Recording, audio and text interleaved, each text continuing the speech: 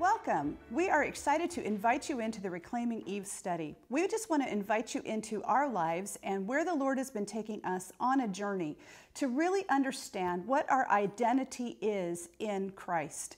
And I just want to welcome you into this conversation and into this journey along with my dear friends. Right here on my left, I have Jamie Wright, and next to her is Suzanne Burden. We have been on a journey of this conversation and of developing this study for a number of years. And gals, as we've been on this journey, I think we've come a long ways, even in our thinking about how we thought about Eve and how that relates to us. Suzanne, let me just start with you. Why don't you tell us a little bit about where you've come along in this journey and why maybe you're excited that we are now at this place? Yeah, well, you know, my conception of who Eve is has completely changed since right before we started this study. So it's been an exciting journey. But what happened for me as a woman was that I was newly married later in life, and I was reading through a book that had this strange Hebrew word in it, and it was Ezer. It was the word that God used when He created Eve. And as I read through it and I started to understand what it meant, I began to cry uncontrollably.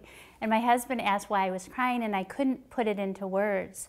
But I sensed that that was an aha moment for me. And so what I needed to decide on from that point out was, if this is the identity that God's created me with as a woman, am I willing to not take the back seat, but am I willing to sit in the front seat with my brothers so that God's kingdom can advance? And it was both kind of terrifying and exciting at the same time, and it brought us here to this table today, and it brought this book together. So I'm grateful for what God has said about His daughters in the Word, and that we have the opportunity to live that out. Well, and it's led to some wonderful conversations, and the three of us were all at very different places in our lives, and we each kind of represent a different decade, if I can put it that way, but yet that's been kind of neat. Jamie, you come to us as the youngest member of this group and a young mom. What has this been like for you, this journey? It's really interesting. I have a difficult time answering that question because when I first came onto the project to help create a Bible study, which eventually became this book, which is now becoming a Bible study again, I didn't really have the same sense of discovery that both you, Carla, and you, Suzanne, had when you first were digging into the Word and discovering this word Ezer. I was on board before I really knew what it was all about. And so I remember sitting in that first meeting and you were talking about these deep theological ideas, and I was completely lost because I felt like I came into the conversation halfway done. But it was so exciting to sit and to listen and to be mentored and learn about what it is that God intended for His daughters when He created us, and who we were intended to be by His original design. And I found when we did talk more about the term Ezer and we talked more about what it means to live as a child of God created in His image, I found that it matched up with what I think I had already been feeling and already been believing in my heart. And so that was a real blessing to me to have that confirmation in my life. And it also gave me the strength, because I was only married about a year, it gave me the strength to start seeing that borne out in my own life daily. Yeah, well, and I think about, for myself, you know, and I think I've talked about this with you gals, but, you know, if you went back about 10 years and I thought about what was my identity, so much of my identity, really from what I had been told and what I had learned, was kind of wrapped up in my husband, who I was in relation to him. And I think that really this study, what it's done, it just takes us to this place of realizing where our identity is in terms of our relationship with Christ. And that's been really transformational. Suzanne, you talked about moving to the front seat. What does that look like maybe in a practical sense for you? Well, you know, I had to figure that out, and I'm still figuring that out. What does that look like? But for me, it meant that, you know, in the church, although I had not been doing this my whole life, I needed to finally step forward and use some of the leadership gifts that I had and the encouragement gifts that I had. And I was encouraged to do that by Carla. And then in my marriage, it meant that I didn't leave my husband out on his own to have to make all the decisions that concerned us, or to be the one that does the heavy lifting if you will, but God designed me to be his partner. And I think it took a big load off of David's shoulders to say, here's a woman who is willing to come and stand alongside me, and together we're going to be much stronger in advancing God's kingdom.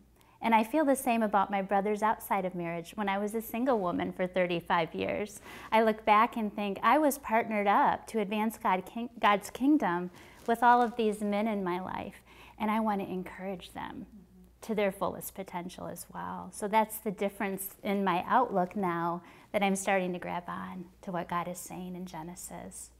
Well, and I think about this too. I think about how much baggage sometimes we carry around in life. You know, things that have been said to us. I was speaking with a woman the other day, and we were talking about some of these things about reclaiming Eve and understanding how beautiful it is in the way that God really did create women. And she said, you know, for all my life, I have lived believing that I was the leftovers. And I think that's some of the baggage that comes into this. Jamie, what about you? Have you experienced people maybe mentioning what might be the baggage that they bring into their identity as a woman? Oh, sure. I think particularly through the process of writing all of this, we've gotten the opportunity to talk with so many beautiful women who have really been learning and exploring this truth in their own life. And it's such a revelation to realize that that their value is so much greater than they ever thought, that rather than being the leftovers, they are an essential part of creation, and that they have a particular role to play, and that is something that is much bigger and more essential than they ever dreamed of before. And I think for us, it's sometimes not that obvious, the message. You know, even if we haven't had a specific instance where someone said something hurtful to us that damaged us and made us doubt who we were created to be in Christ, even if it wasn't a specific instance, we get these messages from culture, we get these messages from our church, we get these messages from so many different areas in subtle ways that say, you are not as valuable,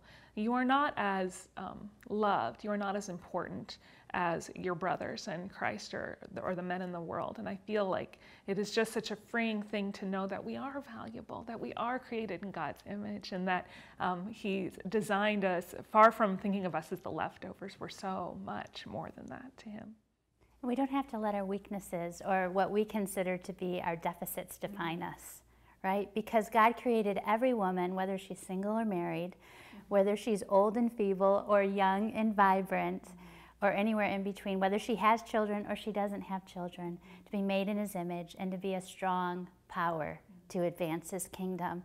And if we believe that, our lives are going to take a much different trajectory than if we focus in on what we are not. God's asking us to focus in on what He has created us to be, and it's freeing. There's a lot of freedom here. And we want to invite you ladies to come into this study with us. And you know what? I want to say not just ladies. If there are men that might want to be a part of this study too, we want to invite you into it. One thing I want to say, Eve has carried a bad rap for a lot of years. And pretty much what we remember about Eve is the bad stuff that she did. But before that ever happened, Eve was created as a beautiful creation of God. And we're inviting you in to join with us in understanding what that means to reclaim Eve, the original Eve, the woman that God created all of us to be. So come and join us.